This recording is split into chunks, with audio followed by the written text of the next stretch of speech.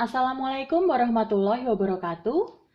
Nah, pada pertemuan kali ini kita akan membahas mengenai hukum satu Mendel. Nah, hukum satu Mendel ini disebut juga sebagai hukum segregasi atau pemisahan gen yang sealel. Nah, ingat pemisahan gen yang sealel ini terjadinya adalah saat pembelahan apa? Pembelahan meiosis. Saat pembentukan gamet ya. Nah, hukum satu Mendel ini dibuktikan dengan persilangan monohibrid. Ingat, hibrid ini adalah persilangan, mono ini adalah satu. Artinya apa? Yaitu satu sifat beda. Jadi, persilangan dengan menggunakan satu sifat beda. Terserah, yang penting satu sifat beda. Misalnya mau warna bunga atau rasa buah gitu ya. Nah, jadi pada contoh kali ini kita akan menggunakan satu sifat beda yaitu warna bunga gitu ya. Nah, warna bunga ini kita tentukan. Merah adalah yang bersifat dominan. Jadi dilambangkan dengan huruf besar. Ingat, dominan kuat itu sifat yang menang, dilambangkan dengan huruf besar. Di sini merah adalah yang dominan. Kemudian resesifnya apa? Atau sifat yang kalahnya apa? Nah, resesifnya adalah putih. Putih dilambangkan dengan huruf kecil karena dia resesif. Nah, sekarang kita masukkan ke persilangannya. Kita tentukan P1. P itu adalah parental, parent induknya ya. Ini M besar untuk merah, untuk dominan. Kemudian M kecil untuk yang berwarna putih. Jadi bunga merah dominan disilangkan dengan bunga putih. Hasilnya apa? Yuk kita lihat. Setelah kita menuliskan P1 atau parental 1, kita mencari gamet pertama atau gamet kesatunya, G1. Nah, mencari gamet ini begini. Jadi sebelum kita ke sini mencari gamet, ini kan parentalnya ada M besar, berarti gametnya juga ada dua, M besar. Ini juga gametnya ada dua, M kecil. Tapi berhubung ini sama, M besar, kita cukup menulisnya satu saja. Nah, kemudian ini juga sama, ini kan M kecil, sama kan? Kita cukup menulisnya satu saja. Jadi begitu ya. Oke, ini gua hapus dulu biar nggak ngerecokin. Nah, kemudian kita cari anaknya. Gametnya sudah ketemu, M besar dengan M kecil. Anaknya apa? Filial 1 nih, F1 anaknya. Ini kita gabungkan saja, yaitu menjadi M besar, M kecil.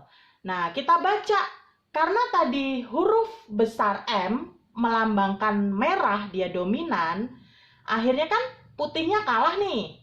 Jadi ini kita bacanya adalah merah, gitu ya. 100% anaknya adalah merah. Tapi merahnya yang seperti apa genotipnya?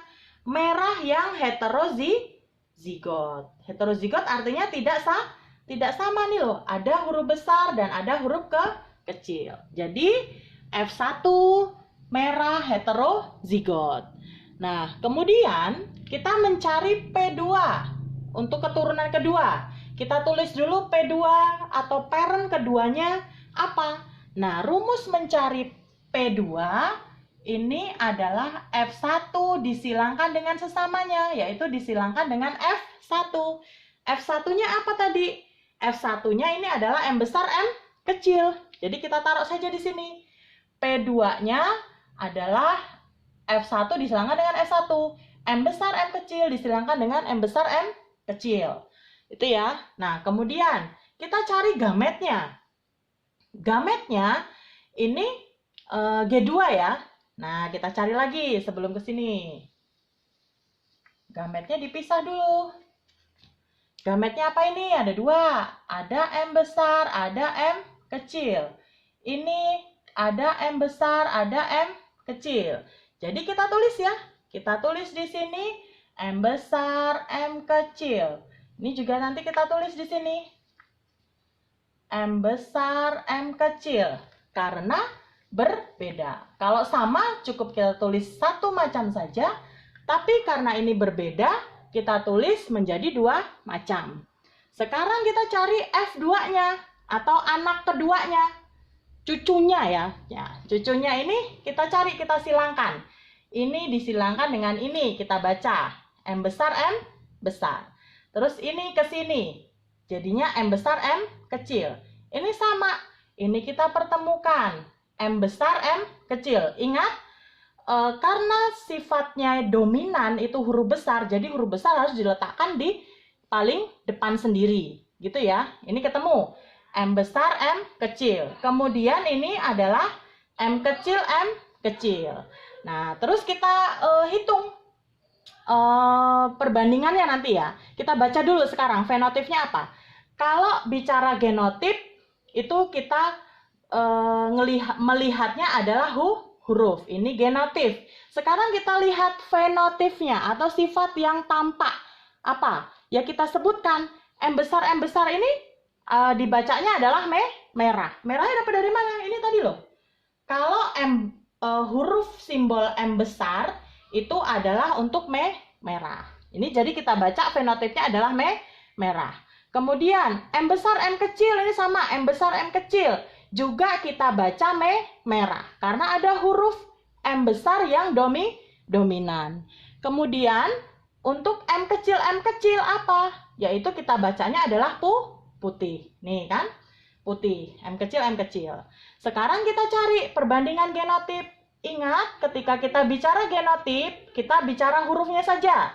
Coba kita taruh di sini, M besar ada berapa? Oh, ada satu. Terus M besar M kecilnya ada berapa? Oh, ternyata ada dua. Kita letakkan di sini. Kemudian M kecil ada berapa? 1. Oke, kita letakkan di sini. Jadi perbandingan genotipnya adalah 1:2:1. Kemudian kita lihat perbandingan fenotip. Ketika fenotip itu adalah sifat yang tampak yang dapat kita amati. Jadi warna bunga merah. Nah, merahnya ada berapa nih? Ada 3 ya? 1, 2, 3. Jadi merahnya ada 3. Kemudian putihnya ada berapa? Putihnya ada 1. Jadi kita tulis perbandingan fenotipnya adalah merah 3 dengan putih 1. Atau kita juga bisa membuat prosentase. Nah, membuat prosentase ini di sini aja ya. Prosentase perbandingan berapa persen gitu ya. Nah, sama perbandingan ketika kita membuat perbandingan genotip, perbandingan prosentase ya. Prosentase genotip. Nah, ini kan kita lihat ada merah homozigot. Merah homozigot ini MM. Nih ya. Merah homozigot. MM-nya ada berapa? 1 kan? 1. Jumlah anak keseluruhan ada berapa? 4 ya? Tuh 2, 3, 4. Nih ada 4. Tuh 2, 3, 4. Jadi 1/4 kali 100%. Hasilnya berapa?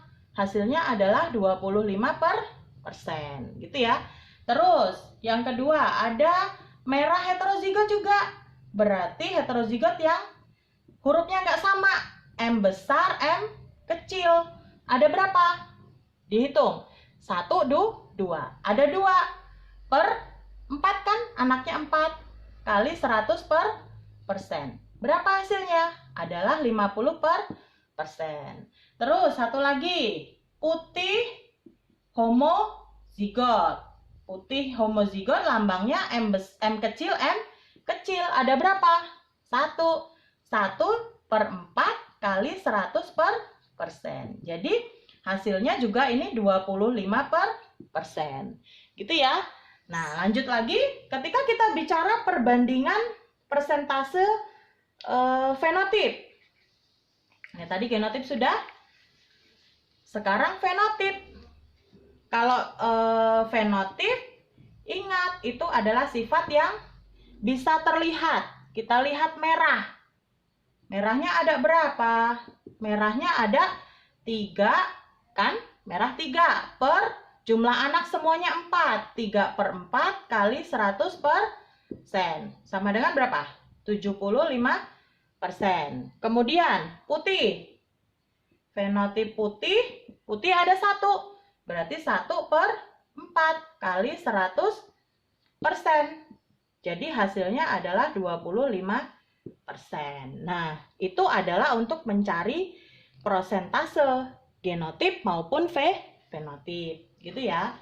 Kemudian satu lagi, Ibu akan mengajarkan cara untuk menghitung ini, untuk mencari F2 selain dengan menggunakan tanda panah seperti ini. Mungkin kalian ada yang masih bingung kalau pakai tanda panah seperti ini. Oke, kita tulis lagi. Gametnya kan tadi ada 2, ada M besar, ada M kecil. Ini juga induk. Yang kedua yang taruhlah ini jantan, ini betina. Nah, yang betina juga ada M besar, ada M kecil. Tadi selain kita bisa pakai anak panah seperti ini, kita juga bisa menggunakan tabel. Nah, tabel papan catur gitu ya. Oke, tabelnya kita buat dulu. Jadi kurang lebih seperti ini. Ini ada jantan, ada induk betina. Kita masukkan saja.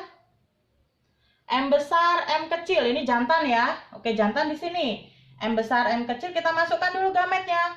Yang kedua ada betina. Kita masukkan juga M besar, M kecil. Tinggal kita cari hasilnya. Untuk ini mendapatkan di sini, kan ini ditambahkan ini kan? Gitu. Nah, coba kita tambahkan. M besar, M besar hasilnya. Kotak ini tentu saja ini ditarik garis lurus ke sini, ini juga ke sini. Jadi hasilnya M besar, M kecil. Ini juga gitu. Untuk mendapatkan di sini kita tulis ini dengan ini. Gini, benar nggak nulisnya? Salah. Nulisnya yang benar adalah huruf besar itu selalu diletakkan di depan. Jadi M besar, M kecil. Ini satu lagi. Untuk dapat kotak di sini adalah M kecil, M kecil. Jadi ini F2. Dapat kan? Sama nggak dengan ini? Sama.